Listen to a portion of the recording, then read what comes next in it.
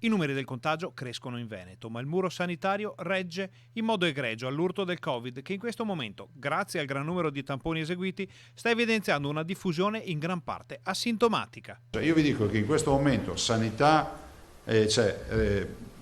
emergenza sanitaria ospedaliera non ce n'è. Siamo sicuramente con un carico di 325 pazienti, ma non è che possiamo dire che siamo con gli ospedali collassati. Abbiamo 29 persone in terapia intensiva.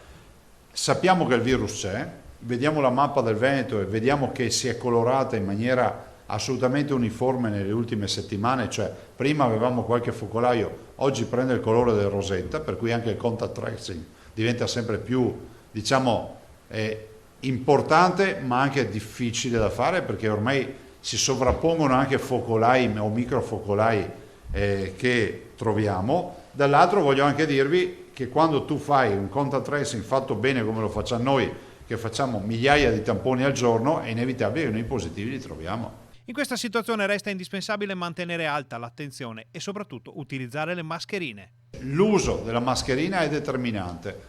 Va di moda adesso chiedere, ma lei è a favore della mascherina? Cioè io penso che sia assurdo anche che ci sia un dibattito sulla mascherina, se devo essere sincero. Peraltro poi dopo il dottor Tonon vi parlerà delle vaccinazioni e sapete che dal 12 saremo sul pezzo, abbiamo 1.300.000 dosi, noi siamo stati la prima regione ad averli acquistati. Però vedrete che anche nelle indicazioni per l'influenza si dice, guarda, se hai in casa una persona che ha l'influenza, la mascherina, le mani. Abbiamo capito che una fonte di tutela una volta diceva c'è il raffreddore, stammi distante. Quante volte abbiamo detto questa frase? Oggi si può dire c'è il raffreddore, meglio mettersi la mascherina. In ogni caso la Regione sta lavorando per nuove operazioni dal punto di vista sanitario. Io dico che in questo momento noi stiamo lavorando per predisporre ulteriori iniziative. Non vi sto parlando di ordinanze di questa, sto parlando di sanità.